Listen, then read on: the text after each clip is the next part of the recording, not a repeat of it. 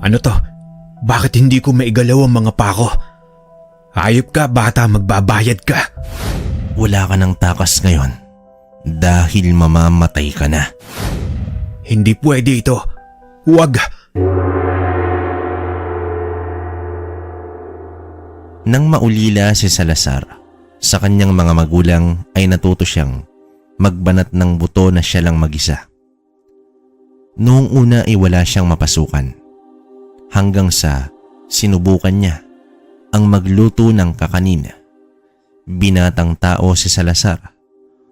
11 anyos siya nang maulila sa mga magulang niya at ang tanging pamana lang na naiwan sa kanya ng mga ito ay ang maliit nilang bahay sa bayan ng Capiz na ang kapital ay Rojas City. Tanging siya na lang ang naninirahan sa maliit nilang bahay kaya lahat na ng klase ng trabaho ay sinubukan na ng binatang si Salazar.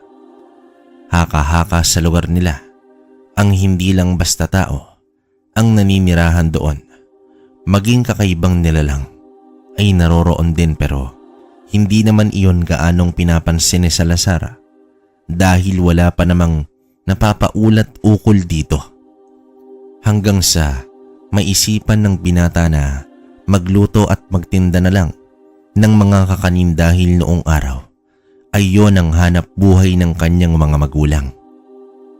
Kahit bata pa siya noon ay talagang nakatutok siya sa pagluluto ng kanyang ama. At doon nga niya naisipang maglako na lang. May taglay kasi ang binata na kagwapuhan kaya dagdag mamimili din yon para sa kanya. Taong 1985 nang magsimula ang binatang si Salazar na harapin ang buhay. Nang masanay siyang wala na siyang masasandalan kundi ang kanyang sarili. Kaya naman nagsikap siya at pinagbuti ang pagtitinda ng mga kakanin pero hindi niya sukat akalain na ito pala ang magdadala sa kanya sa panganib. Lumaking masunurin ang batang si Salazar noong nasa 11 anyos pa ito. Bukod sa magalang at talagang masipag din ito at lagi niyang tinutulungan ang kanyang nanay at tatay kada nagluluto ito ng mga ibinibentang kakanin nila. Pero natigil iyon nang mamatay silang sabay habang nasa biyahe pa uwi. Ang sabi ay isang mabangis na hayop ang nakasagupa ng mag-asawa. Dahil pareho itong may sugat sa tiyan at dahil nga nasa murang edad pa lang siya, ay hindi na nagtaka pa ang batang si Salazar noon. Tinulungan siya ng mga kanyang kapitbahay na ipalibing ang mga magulang niya. At tinanaw naman niya iyon na isang malaking utang na loob. May tiyahin nga siya pero masama naman ang ugali nito kaya hindi na siya lumapit doon mula nang mailibing ang kanyang mga magulang. Maaga siyang gumigising para magtungo sa palengke. Minsan ay naghahakot din siya ng mga ilang paninda doon pang dagdag at pag alas 4 na ay uuwi na ito para magluto ng kanyang mga kakanin na suman sa kamoting kahoy at ilang pang malalagkit na kakanin. Namana naman niya ang husay ng kanyang ama sa pagluluto ng mga iyon. Kaya palaging ubos ang paninda ng binata. Marami din ang nagigiliw dito sa kanyang kagwapuhan kahit nga may edad na. Napapalingon lalo na kung ngingiti itong binata. Nagtuloy-tuloy ang buhay ni Salazar ng ganun. Ekstra sa madaling araw, tindero sa umaga, kinakaya niya para mabuhay kahit wala naman siyang binubuhay kundi ang kanyang sarili. Isang gabi, pauwi na ang binata galing sa maghapong paghahanap buhay. Ay isang matandang lalaki ang nakita niya sa kalsada. Nakahandusay kaya naman napahinto pa ito saglit bago nilapitan ang sugatang matanda na tila ba ginawan ito ng masama. Nag-aalangan man ay wala na siyang maisip na paraan kundi ang daluhan nito. Nakadapa ito ng Itihaya ni Salazar ang matandang lalaki ay humihinga pa naman kaya binalak sana nitong buhatin ngunit tumanggi naman ang matanda. Naawa naman si Salazar sa itsura nito. Tadtad ito ng sugat at mukhang hindi lang basta bugbog ang ginawa dito dahil halos buong katawan ng matanda ay puro sugat na. Sinabi ng binata na dadalhin sa pinakamalapit na pagamutan pero umiling lang ito at may dinukot sa kanyang bulsa. Ayaw pa niyang kunin pero mukhang hindi naman nagbibiro ang matanda kaya naman inabot niya yon. Isang maliit na parang bunga pero tuyo na ito na kasing laki ng bunga ng nganga. Kulay kape yun at may tali na tila kwintas. Kuryosidad na tiningnan ni Salazar ang bagay na ibinigay sa kanya ng matanda at mukhang nahulaan ito ng estranghero. Isa daw iyong pangontra sa lahat ng bagay na kung tawagin ay salsagan. Yun ang tinuran nito kaya tinanong pa muli ng binata kung para daw saan iyon at kahit nahirap ang matanda ay pinilit nitong maupo habang hawak ang kanyang tagiliran na nagdurugo pa. Ang sabi ng matanda ay malakas daw ang taglay nitong kakayahan dahil may bertud itong kasama na hindi maunawaan ng binatang si Salazar. Malakas daw itong panghatak ng pera dahil sa klase ng kanyang hanap buhay. Ang sabi naman ni Salazar ay bakit daw ito ibinibigay ang ganitong bagay lalo na at wala naman daw siyang alam tungkol sa mga ganoong bagay. Ang sabi pa nito na dahil daw sa linis daw ng puso niya. Sa dami daw ng nakakita sa kanya ay wala kahit sino man na huminto at tulungan siya. Nang kunin ito ni Salazar at bukas palad na tanggapin ay biglang tumayo ang matanda na tila ba walang nangyari. Kaya naman gulat ang lumarawan sa mukha nito. Natatawa pa ang matandang lalaki na nagpakilala na si Tata Igme. Mabilis na nawala ang lahat ng sugat nito sa katawan at nagkaroon ng mahabang tungkod at maputing buhok na medyo lampas balikat. Napatayo agad itong si Salazar at gulat na gulat sa kanyang nakita. Hindi ito basta lang matanda, kundi isa itong ermitanyo. Siya ang napili para magtangan ng mutya ng salsagan. Ito daw ay proteksyon na gamit na ang ibig sabihin ay proteksyon sa lahat. Mula sa patalim, baril, kulam, lason o kahit ano paman na aksidente, maging sa mga masasamang elemento at lahat ng uri ng mga aswang. Napipilang ang binata dahil sa pagbabago ng anyo nito. Hindi niya lubos maunawaan kung bakit siya pa ang pinagbigyan ng isang bagay na ngayon lang niya narinig. Balak pa sana niyang isoli ang tangan ngunit mabilis na naglakad palayo ang matanda. Sandali lang ho, Tata Igme. Ano ho ang gagawin ko dito? Tanong naman dito ng binata. Ngunit huminto lang ang matanda at lumingon pa ng isang beses bago tuluyang umalis at kusa na lang itong nawala sa dilim. Wala nang nagawa pa si Salazar at napakamot na lang sa kanyang batok. Hawak ang isang bagay ay naglakad na ito pauwi sa kanyang bahay. Agad niyang ipinatong sa ibabaw ng lamesa ang tila ba bunga ng isang punong-puno. Pagkatapos ay naupo ito at siya niyang pinakatitigan. Muling napapitlag ang binata dahil isang beses ang umalingaw-ngaw sa buong bahay niya. Boses ng matanda na kanina lang ay kausap niya. Para sa kanya daw, ang mutya at walang iba na dapat na magtangan nito kundi siya lang. Sabi dito ng boses na hindi niya naman alam kung saan ito nagmumula. Lumayo siya sa may lamesa at nanatili lang na nakatayo bago kinuha ang salsagan at inilagay sa ibabaw ng tokador sa kanyang kwarto.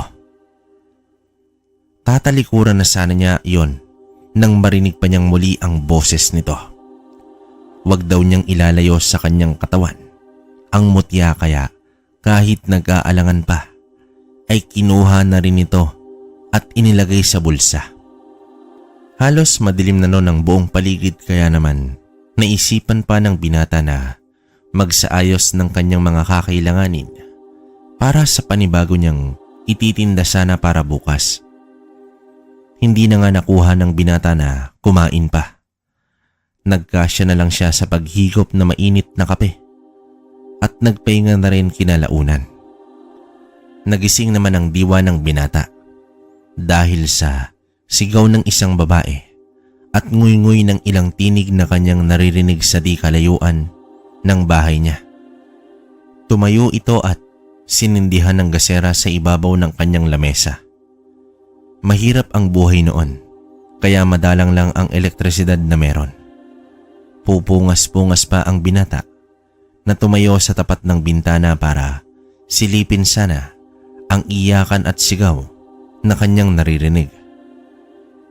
Mula kasi sa bahay niya ay tanaw rin niya ang ilang mga bahay kahit pa madilim na. Maliwanag kasi ang buwan ng mga oras na yon. Pagsilip naman ng binata ay may naaninag siyang bulto na parang isang tao. Ngunit hindi naman kawangis ito ng tao. Kitang-kita ni Salazar ang mahabang buhok nito kahit pa madilim. Meron itong mahabang kuko at tila ba may hawak ito sa kanyang dalawang kamay. Nang masilayan ng liwanag ng buwan, ang anino na kanyang nakita ay gano'n na lang ang sindak nito, nang hindi nga pala tao yon, kundi isang aswang. Aswang na may hawak na tila bagong silang na sanggol. Imbis na lumabas ang binata, ay agad niyang isinarado ang bintana at napasalpak ito sa may sahig sa takot at nanginginig niyang mga tuhod. Hindi ito makapaniwala sa kanyang nakita. Sa isip ng binata ay kaya siguro may iyakan sa bahay na yon dahil doon sa isang nilalang na hindi niya naman alam kung saan ito nagmula. Kinilabutan ng binata at dumuktok sa kanyang tuhod. Dinig niya ang sigawan sa labas, kaya naman dahan-dahan siyang tumayo para muling sumilip. At doon niya nakita ang isang lalaki na kalong ang isang babae na mukhang wala ng buhay. Laylay ang mga braso nito, kaya naman tumayo ang binata at nakuha niyang lumabas ng bahay. Sigaw ng sigaw ang lalaki habang tumatangis. Marahil ay asawa nito ang babae at nang lapitan sila ni Salazar ay halos masuka ito sa nakitang itsura ng babaeng wala ng buhay. Wakwak ang tiyan nito na parabang hiniwa ng isang matalas na bagay. Naalala ng binatang si Salazar na buntis nga pala yon. Ibig sabihin ay aswang nga talaga ang nakita niya. At ang hawak nito sa dalawang kamay ay ang bata sa sinapupunan nito. Malaking tanong ng binata sa kanyang sarili. Hindi na siya makaimik at hindi rin magawang tingnan ang babaeng naliligo sa sarili nitong dugo. Hindi makapaniwala ang binata sa kanyang nakita. Totoo nga pala ang mga ganitong uri ng aswang. Mabilis na kumalat sa buong bayan ang nangyari sa mag-asawa noong nakaraang gabi. Laman pa rin ang isipan ni Salazar ang nilalang na kanyang nakita. Posible kayang nasa paligid lang ang aswang na iyon? Tanong niya sa kanyang sarili habang nag-aayos ng mga paninda niya sa kanyang pwesto. Mula nang dalhin niya ang mutya na ibinigay ng matandang si Tata Igme, ay parabang lumakas ang kanyang pakiramdam. Nang tumingin siya sa ibang direksyon, ay nahuli niyang may dalawang hindi pamilyar na lalaki ang nakamasid sa kanya. Balak sana niyang tumayo para puntahan ang mga ito, pero nakisabay naman ang dalawang tingin niya ay mag-ina. Kaya saglit na nag-iwas siya ng tingin doon. Narinig niya mula sa mag-ina na kanyang inaasikaso ay ang tungkol sa mga nilalang na gumagala tuwing gabi. Kaya medyo natigilan ng binata dahil doon ay tumingin ito sa dalawa na nag-uusap. Tahimik lang siyang nakikinig habang binabalot niya sa dahon ng saging ang kakanin na napili nito. Ang sabi pa ng isang babae na tingin niya anak nito ay wag daw basta-basta lumalabas sa gabi lalo na at may gumagala na aswang na hindi matukoy kung ano ang uri. Pero ang sabi daw ay buntis ang gusto nito at dinig pa ni Salazar na mga kabataan ang gustong-gusto nito. Nang iabot nito ang bayad sa kanya ay ngumiti pa ang dalagita sa kanya kaya tumango rin ang binata. Hoy, Salazar, anong meron ngayon sa kakanin mo? Tanong dito ng kaibigan niyang si Marcel. Suman lang ang nagawa ko ngayon. Di ba nagkagulo kagabi kaya medyo tinanghali ako? Sagot naman dito ng binata. Totoo ba na wakwak na yung tiyan ng babae? Grabe no, may ganun pala dito sa atin. Konti na lang at maniniwala na ako na sityo ito ng mga aswang. Muling tugon dito ni Marcel. Natatawa pa ito nang sabihin yon kay Salazar. Kaya naman natigilan siya. Naisip niya na baka nga totoo ang sabi-sabi ng ilan na pinamumugaran ang lugar nila ng mga aswang pero tinatawanan lang ng iba. Kaya nang maubos ang kanyang mga tinda ay agad na din siyang nagligpit. Naisip niya na ayaw niyang madamay sa mga ganoong bagay, lalo na't wala naman siyang alam sa pakikipaglaban sa mga aswang kung meron nga. Dito ay mabilis siyang naglakad pauwi nang madaanan niya ang umpukan ng mga matatanda sa lugar. Kaya naman saglit na binagalan niya ang paglalakad kaya doon niya narinig kung anong klase ang sumalakay sa asawa ng kanyang kapitbahay. Ang tawag ng isang pinakamatanda na sa kanilang bayan ay isa daw yung matrukulan. Isang lalaking aswang na ang gusto ay mga birhen na kababaihan. Bubuntisin nito ang mga dalaga at sa oras daw na sumapit ang 9 na buwan ay doon ito babalik upang ito mismo ang kumain ng sarili nitong anak mula sa babae na nabuntis nito. Nangilabot naman ang binata dahil may ganun palang uri ng aswang. Iniwan niya na ang mga taong nag-uumpukan sa ilalim ng malaking puno ng mangga. Mabilis siyang pumasok sa loob ng bahay at sabay sarado din ng pinto nito. Halos mapasigaw si Salazar dahil sa gulat ng mapagsino ang matanda na nasa loob mismo ng kanyang bahay. Nakaupo ito sa mahabang kawayan na upuan niya doon at titig na titig sa kanya na para bang may hindi siya magandang nagawa. Tatay Igme, saan ho ba kayo dumaan? Takang tanong nito sa matanda. Tama nga ba na ikaw ang pinagbigyan ko ng isang mutya? Wika naman nito kay Salazar. Natigilan naman ang binata dahil sa tinuran dito ng matanda. Hindi rin niya alam kung bakit siya ang binigyan ng ganong bagay samantalang tahimik lang naman ang buhay niya. Tumalikod si Salazar para sana ilapag ang hawak niyang bilao sa baba. Pero pagharap niya ay wala na doon ang matandang si Tata Igme.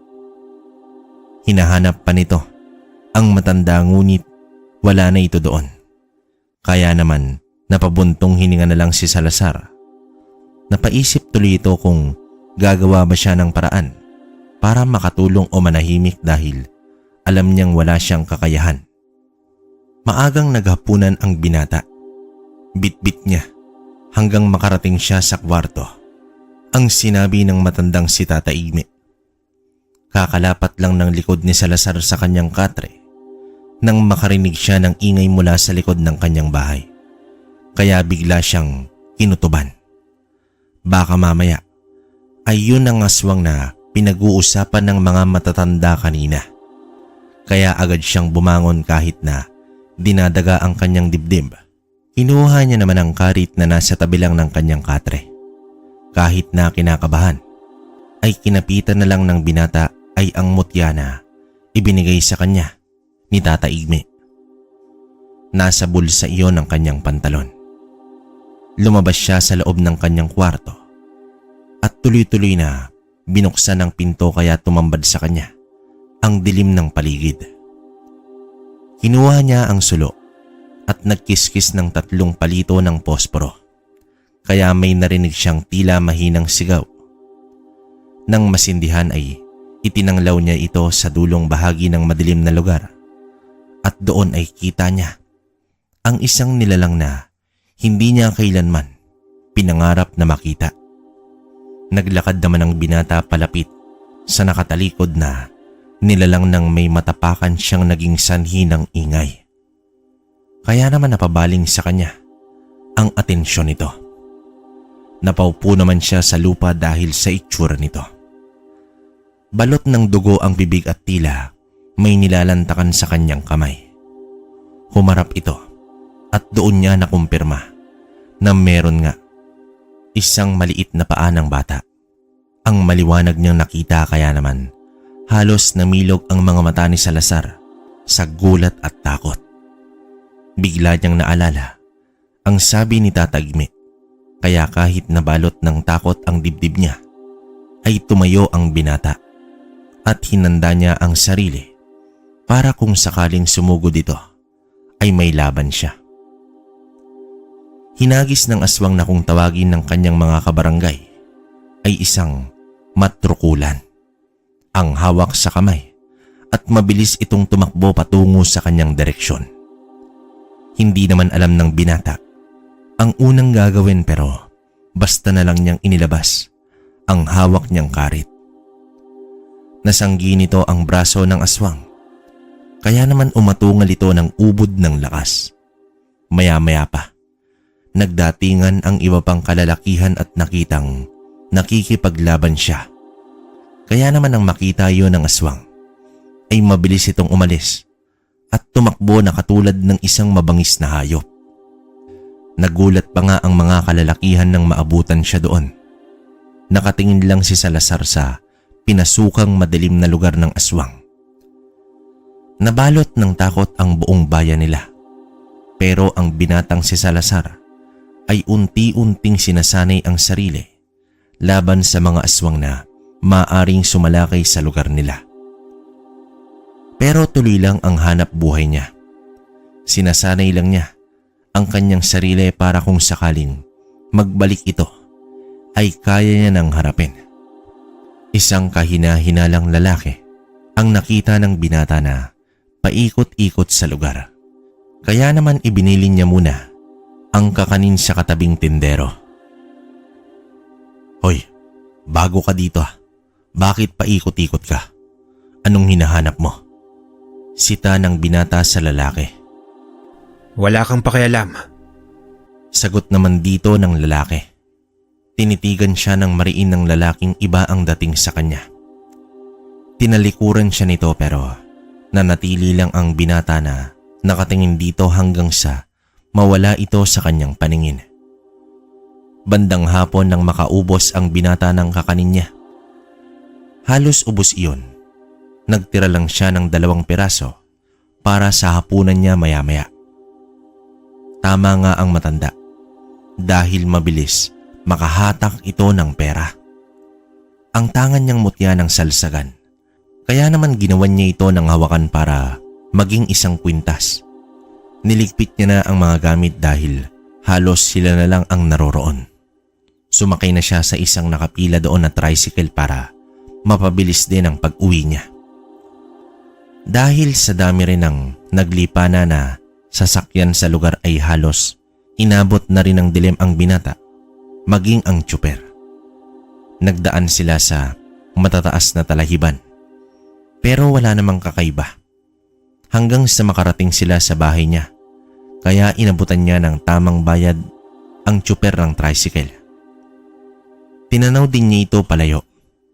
Wala namang kakaiba sa labas kaya pumasok na ito at isinarado ang pinto. Tsaka ito naglinis ng sarili para makapagpahinga na. Hindi na rin nagpakitang muli ang matanda. Habang nasa kalaliman ng gabi, ay may isang dalaga na ginabi ng uwi dahil galing pa ito sa kanayunan at ngayon lamang muli nakauwi sa kanilang lugar. Kaya naman hindi nito alam ang mga kuno-kuno at misteryo. Habang naglalakad ito sa kahabaan ng daan, dahil mula sa nilalakaran niya, ay tanaw na nito ang kanilang bahay ng walang ano-ano'y. Biglang may humatak sa kanya sa talahiban.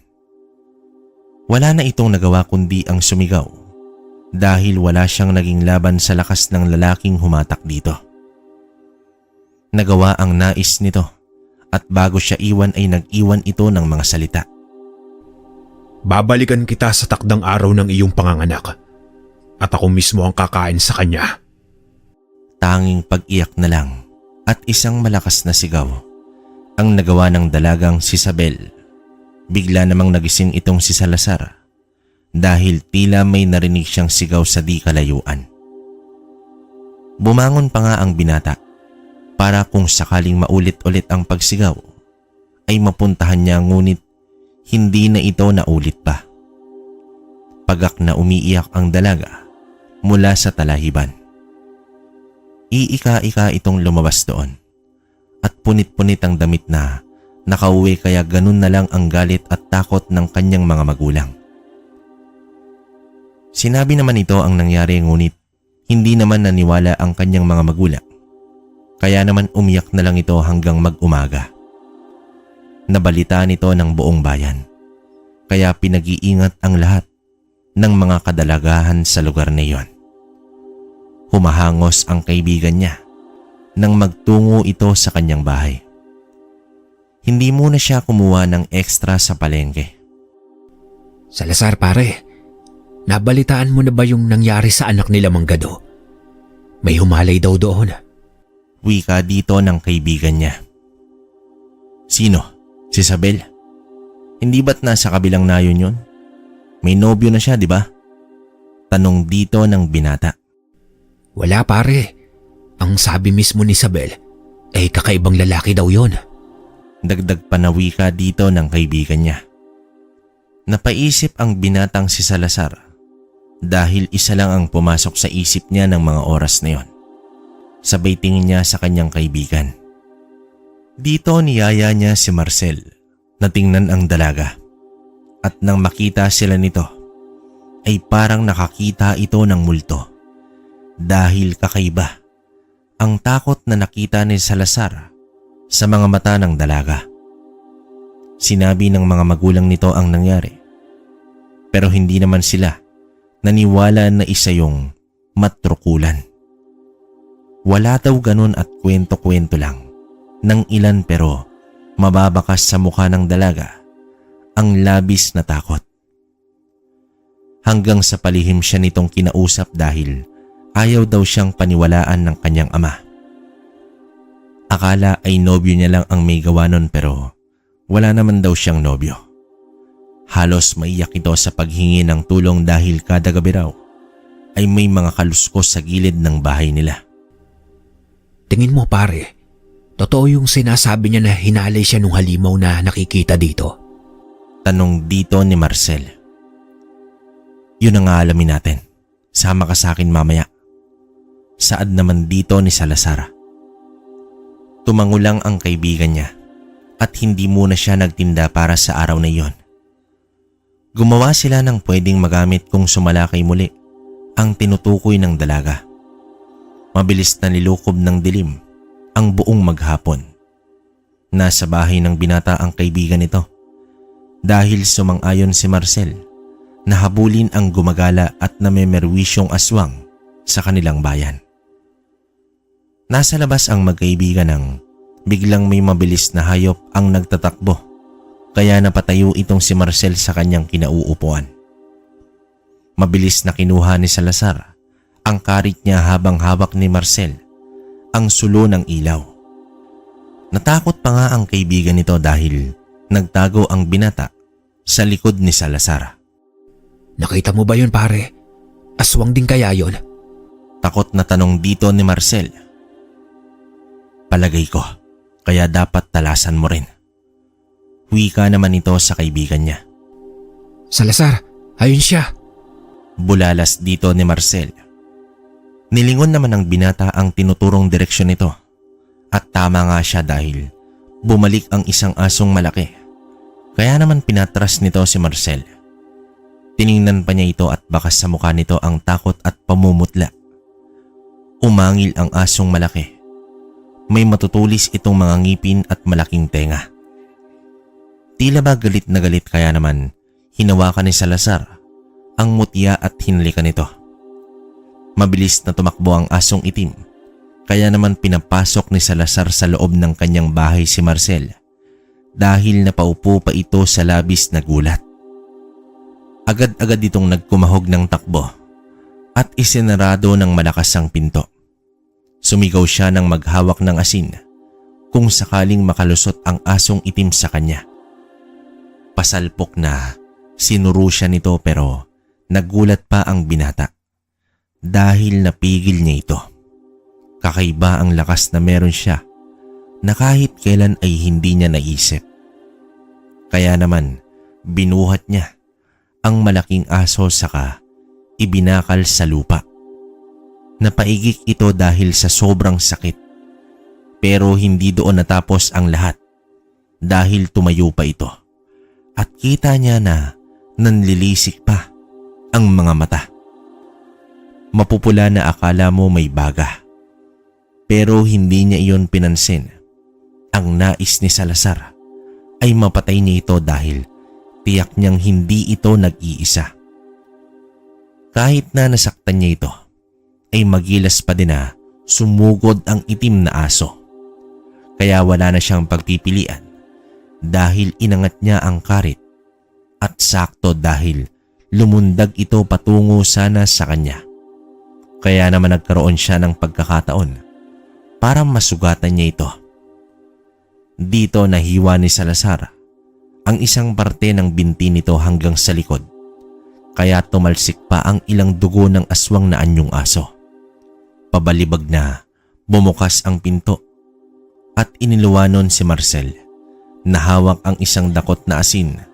Saka ito tumakbo patungo sa asong sugatan. Dito isinaboy niya. Kaya tuluyang nagwala ang nasabing aswang at tuluyan itong umalis sa lugar. Ayos ka pare ah. Ang galing mo ron ah. Wika nito kay Marcel. Kinabahan pa ako nun pare. Ayos ka ba? Tanong naman dito ni Marcel. Inabot naman sila ng umaga kaya hindi na natulog pa ang magkaibigan. Tinulungan na lang nito si Salazar na gumawa ng ilang kakanin. Kaya naman abot ang hikab ni Marcel nung nasa pwesto na silang dalawa. Malayo pa lang ay kita na nito ang dalagang si Isabel na kasama ang kanyang ina. Mukha namang walang pagbabago sa katawan nito. Taglay kasi ng dalaga ang magandang muka, kaya naman napako doon ang mga mata ng binata. Tila nahiya naman ang dalaga dahil sa pwesto pala niya ang tungo nito. Dinikol lang siya ni Marcel, kaya lang ito natauhan. Hindi naman umimik ang dalaga. Ang ina lang nito ang nakipagkwentuhan at nagsalita. Nang makabili ay mabilis ding umalis ang dalawang babae sa harapan nila. Hinabol pa ng tingin ni Salazar ang dalaga. Sa paglipas ng buwan ay pansin na ang pamimilog ng tiyan ni Isabel. Kaya naman hindi na rin ito gaanong lumalabas sa bahay nila. Lagi niyang sinasadyang puntahan ito ng lihim sa bahay nito para tiyakin kung ayos pa. Pero minsan ay napansin siya nito sa likod bahay. Kaya naman hindi na muna siya bumalik doon. Madalas nang makarinig at makakita si Salazar ng kung ano-anong uri ng nilalang sa paligid pero pilit niya itong binabaliwala. hanggang sa nakita niya at mahuli ang mismong nilalang na nasa likod bahay nila Sabel. Dahil ngayon, ang ika-9 na buwan ng tiyan nito. Hawak ni Salazar ang isang matalas na tabak at dahang-dahang naglakad papalapit sa aswang na matrukalon. Muntik nang makapasok ito sa mismong loob ng bahay nila Sabel. Mabuti na lang at agad niyang nasakbat ito mula sa likod at hinampas ng hawak niyang tabak. Pero parang walang nangyari dahil sa tigas ng katawan nito. Humarap naman ito sa kanya na nanggagalaiti sa galit. Paatras siyang lumayo dito. Tanglaw nila ang liwanag ng buwan. Kita ni Salazar ang tunay na anyo nito. Mahaba ang buhok, malaki ang bibig na taglay ang malalaking ngipin. Mahabang mga kuko na kung mahawakan ka nito ay tiyak na butas-butas ang aabutin ng iyong katawan.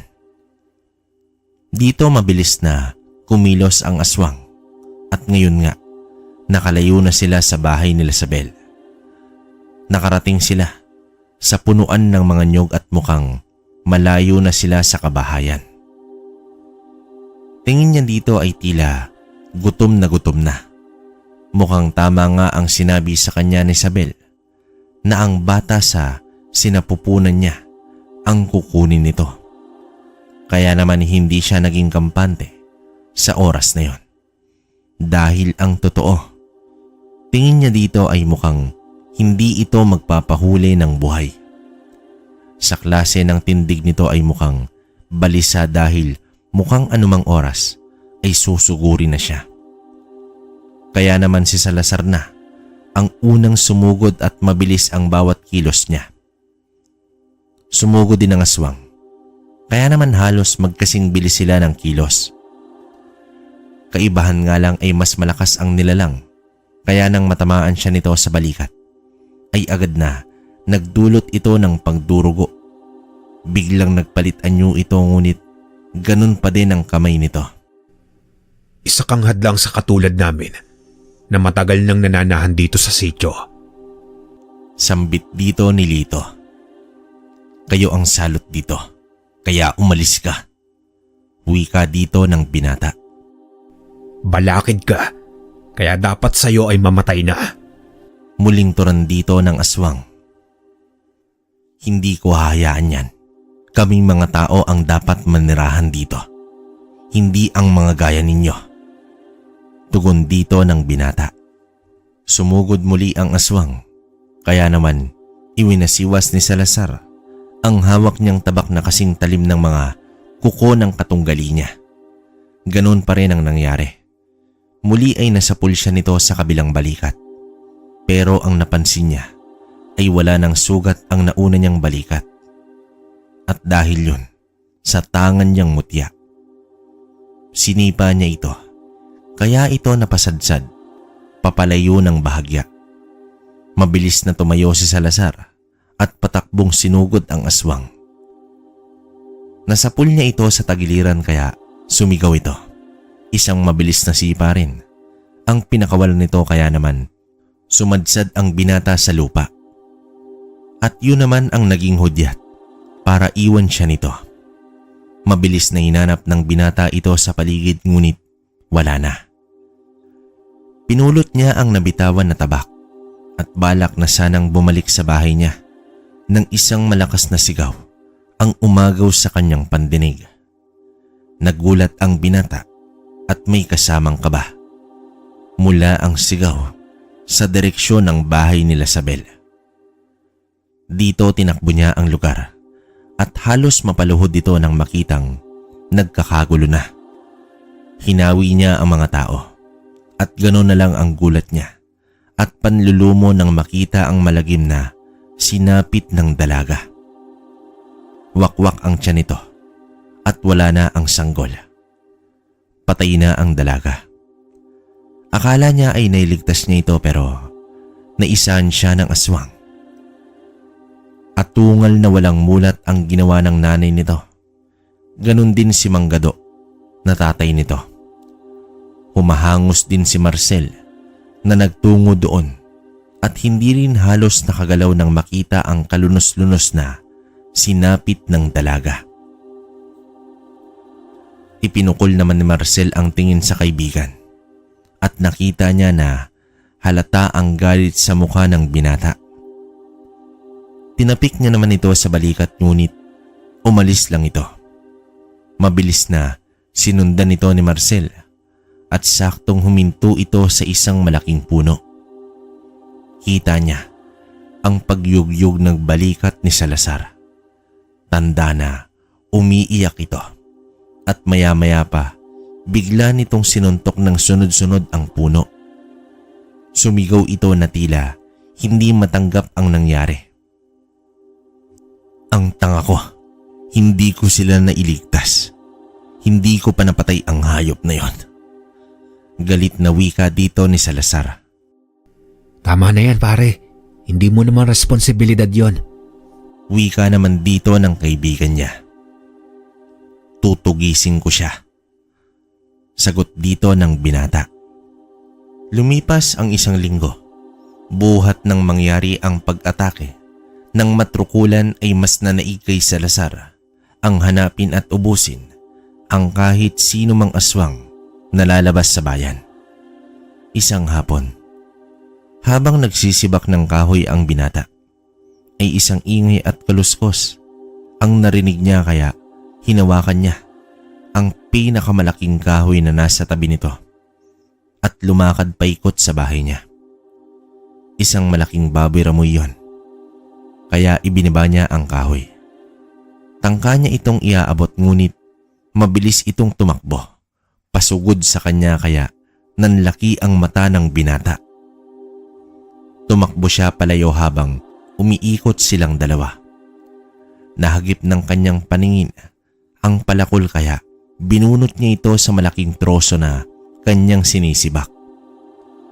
Huminto naman ang binata at hinarap ang malaking baboy ramo.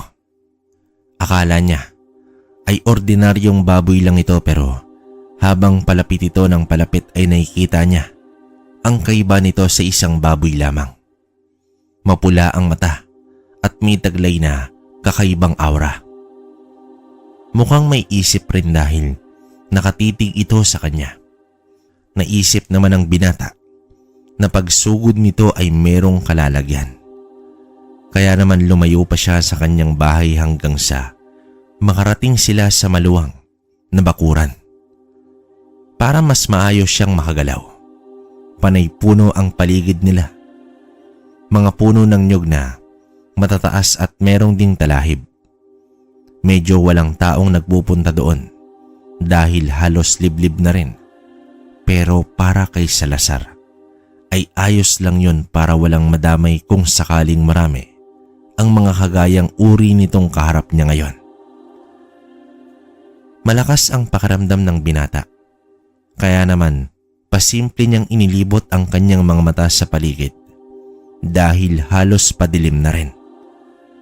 Hawak niya ang palakol at hindi nag-aalis ng tingin sa baboy ramo. Palagay niya ay naghihintay lang ito ng maling kilos ng binata. Unang kumilos ang baboy ramo, kaya naalerto si Salazar, pero pinanatili niya lang na kalmado ang kanyang sarili. Nang umatake ito sa kanya, ay doon lang siya kumilos para gamitin ang palakol na tanging hawak niya. At dahil na rin sa hawak niyang mutya, ay mas mabilis ang mga kilos niya. At parang pakiramdam niya ay kay dali lang niyang mapapatay ang isang ito. Kaya naman buo ang loob ni Salazar na makipaglaban dito. Agad siyang tinalon ng baboy ramo, kaya laking gulat niya dahil sa gaan ng katawan nito para makatalon ng ganoon kataas. Kaya naman iniumang niya ang palakol at handa na sa paghampas dito. Sapul ito sa unang paa, kaya naman paglapag nito sa lupa ay agad ding napaupo dahil sa natamong bale sa unang paa. Ngayon ay si Salazar naman ang nakakuha ng tiyempo para sumugod. Habang nahihirapan ang baboy Ramon na tumayo nang maayos, ang tanging nasa isip lang ng binata ay ang mapatay niya ito.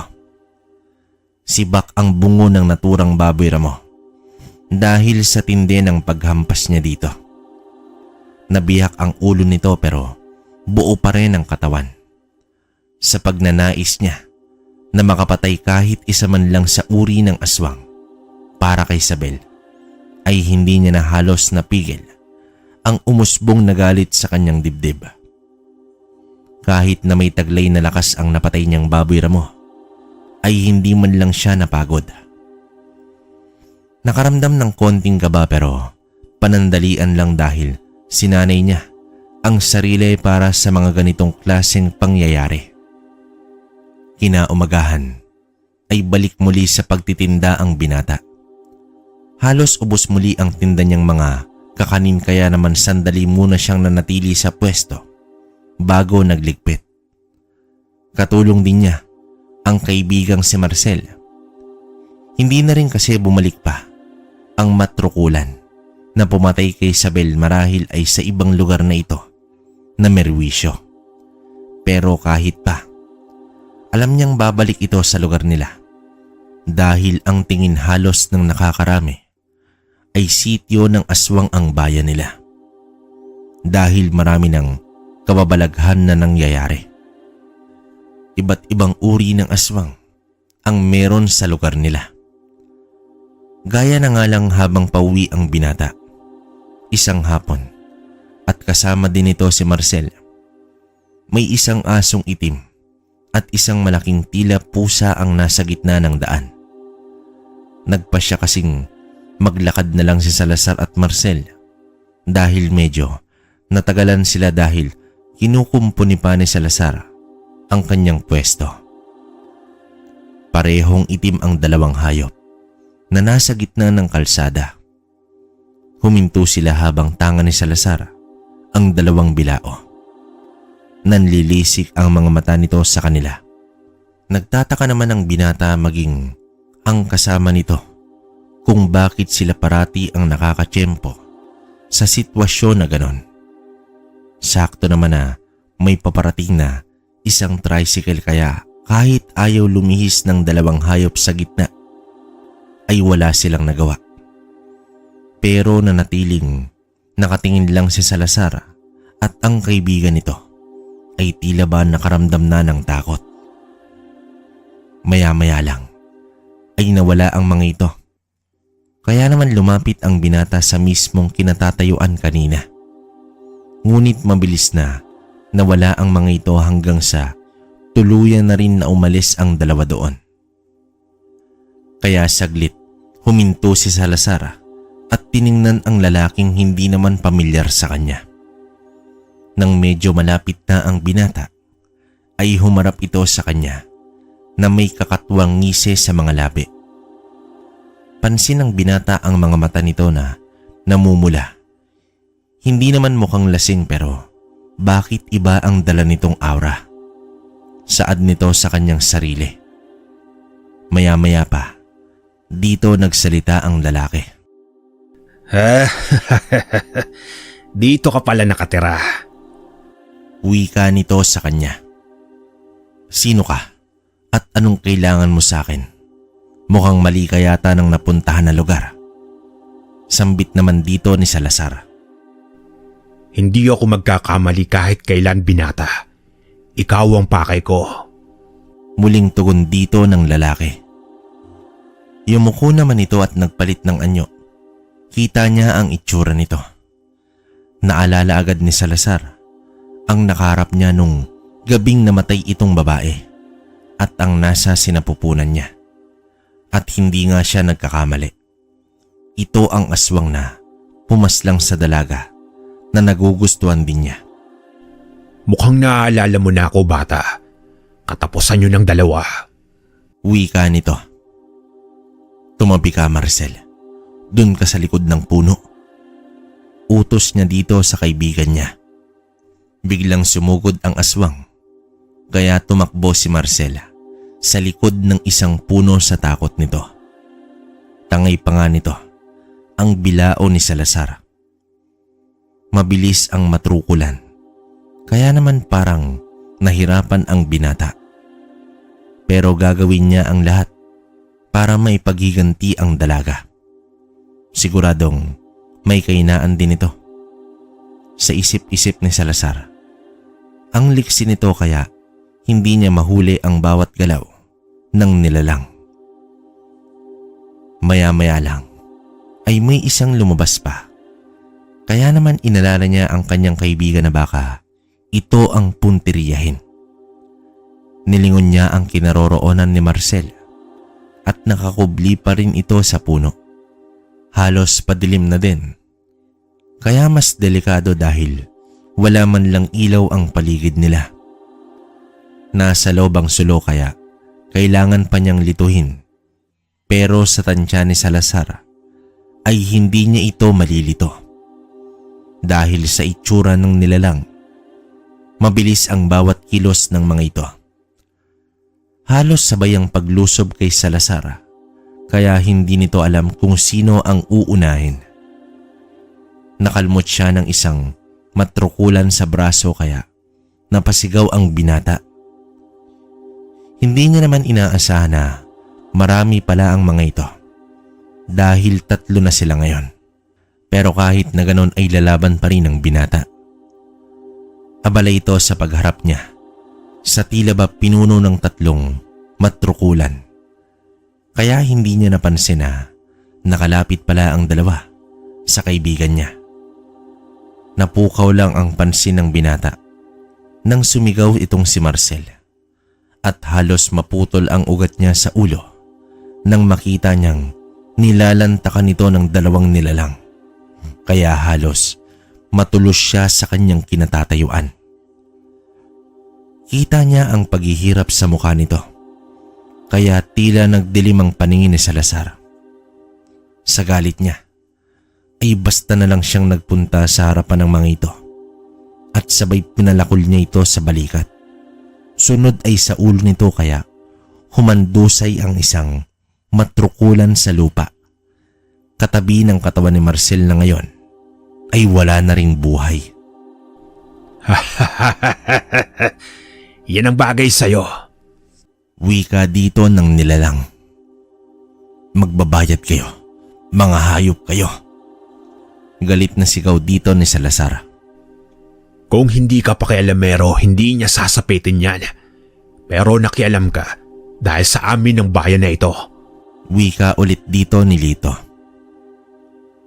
Walang sa inyo dahil amin ng bayan na ito. Galit niyang ani kay Lito. Umalpas ang galit ni Salazar sa dibdib kaya hindi niya nakita na umalis na ang matrukulan.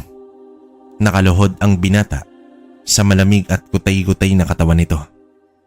Saka ito sumigaw ng ubod ng lakas. Binuhat niya naman si Marcel nang walang buhay habang umiiyak. Lahat ng mga taong makakita sa kanila ay napapasinghap dahil sa itsura ng binata. Sinalubong ito ng ama ni Marcel at napaluhod dahil sa sinapit ng sarili nitong anak.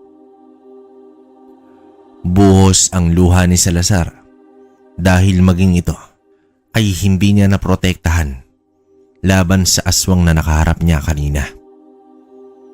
Napaupo ito habang tumatangis, kaya nang matauhan ay umalis na lang siya.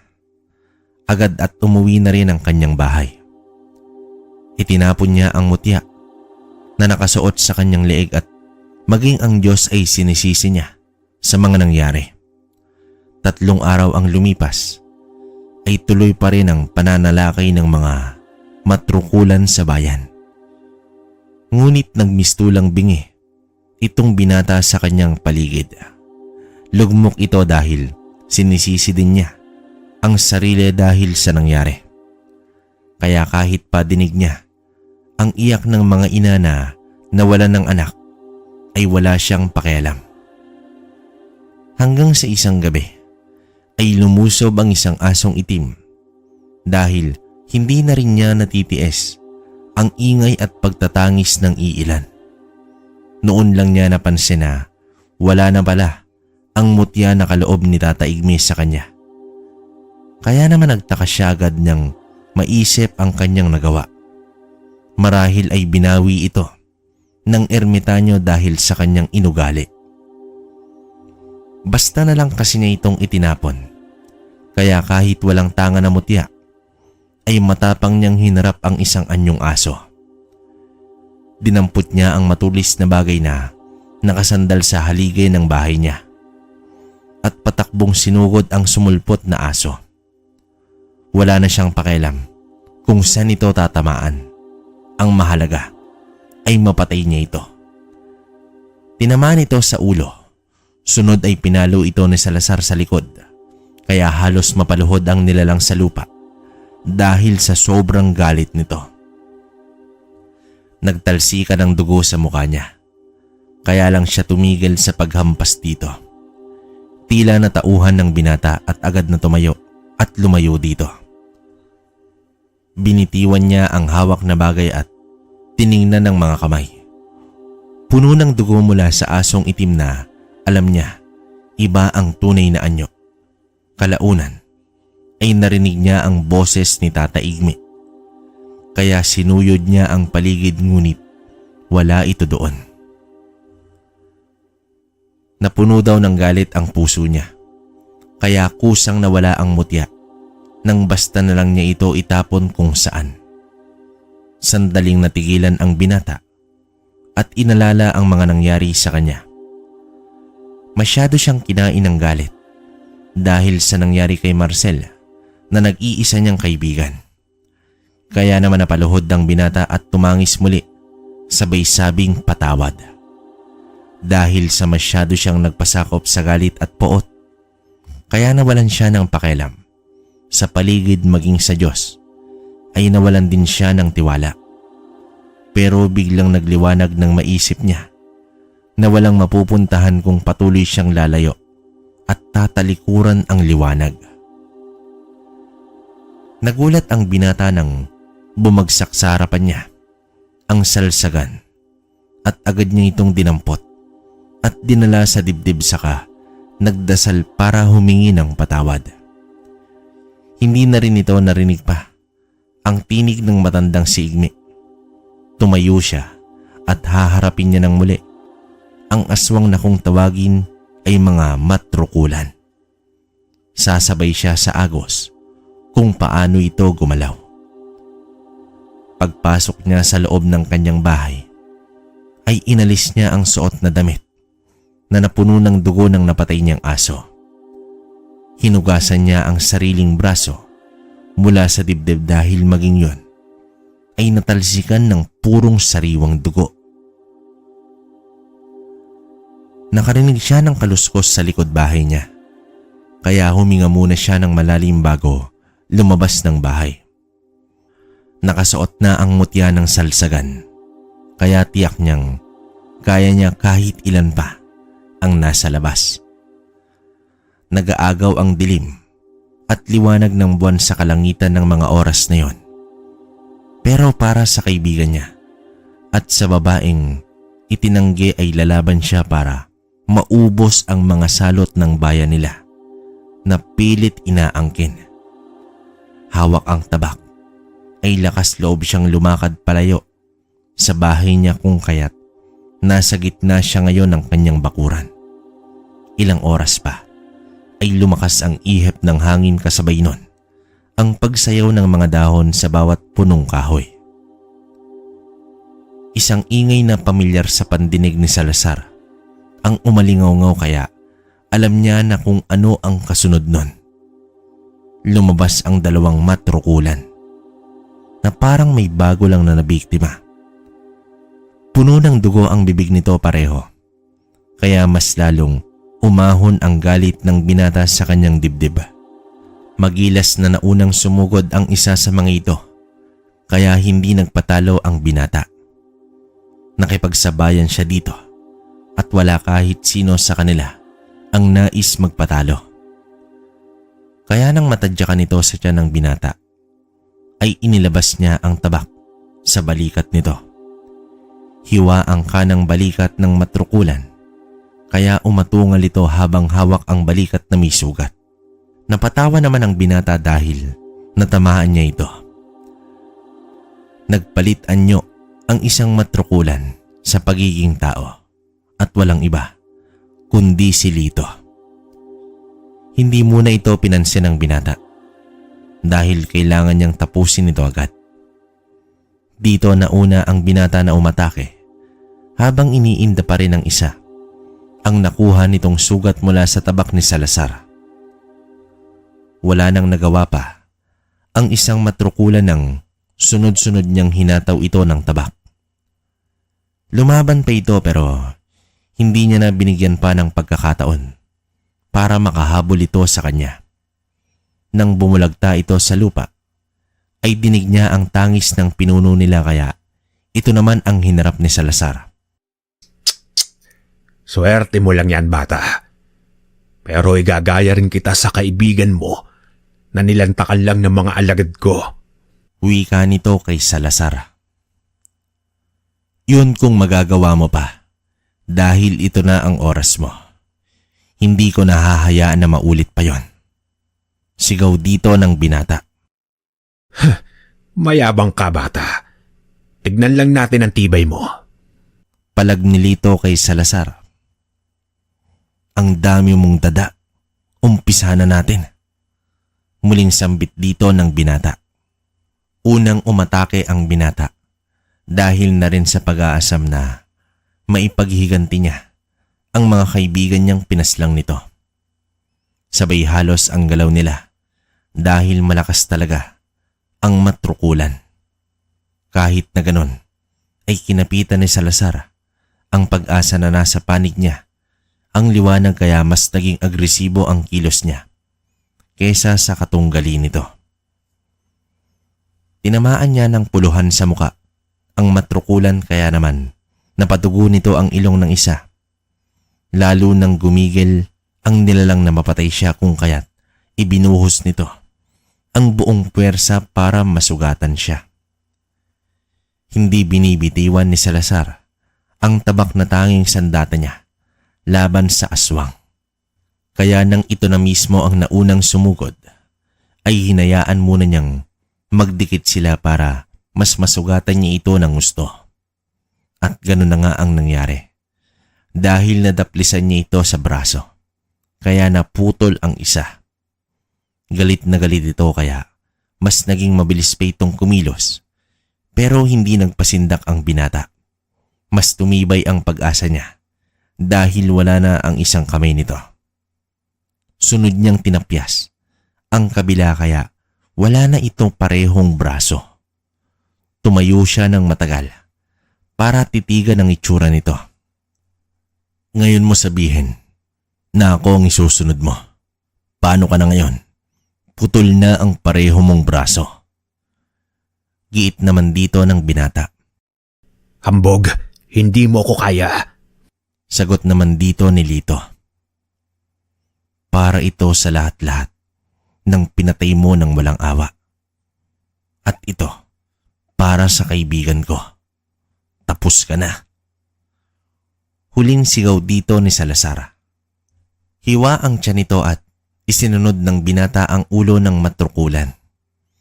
Laglag ang ulo nito sa lupa habang hingal na nakatayo ang binata. Talsikan ng dugo nito habang palakad-lakad dahil hindi nito alam kung saan pupunta. Sinipa ito ni Salazar kaya napaiga ito sa lupa at sabay tarak muli ng tabak sa mismong katawan nito. Iniwan niya ito basta na lang dahil alam niyang wala na itong kakayahan pa na muling mabuhay pa. Umikot ang buhay ng binata at bumalik siya sa pagtitinda ng kakanin. Patuloy niyang ginagamit ang mutya para sa kabutihan at pagtulong sa kapwa. Hindi niya nakalimutan ang kaibigan pero wala na siyang hinanakit pa dahil mula nang mapatay niya ang matrukulan ay nakawala na ng tuluyan ang puot at bigat sa kanyang dibdib. Walang maihatid na mabuti ang pagkimkim mo ng galit para sa kapwa. Kailangan na marunong magpatawad at harapin ang buhay. Para magpatuloy lang. Dasal palagi para gumaan ang bigat na meron sa buhay mo. Huwag isisi ang kabiguan sa itaas dahil pagsubok lang ang lahat ng meron tayo. Kailangan na matatag ka sa buhay. Mabuhay ng payapa at manatiling magdasal sa Diyos dahil siya lang ang palaging makakapitan kung ikaw ay ubos na. Mga kabaryo, hanggang dito na lang ang kwento ni Salazar. Naway meron kayong napulot na aral at may natutunan kayo sa kwento natin ngayon. Maraming salamat. Okay, so yun mga kabaryo, no? Mabilisan lang to kasi medyo hindi na maganda yung pakiramdam ng lalamunan natin. Pansin nyo naman, no? Pero yun nga, gusto ko sanang mahabang komento to kasi first time kong maka-encounter ng ganitong uri ng aswang. Matrukulan, di ba? Saka kita nyo naman, napakalakas talaga ng salsagan, di ba?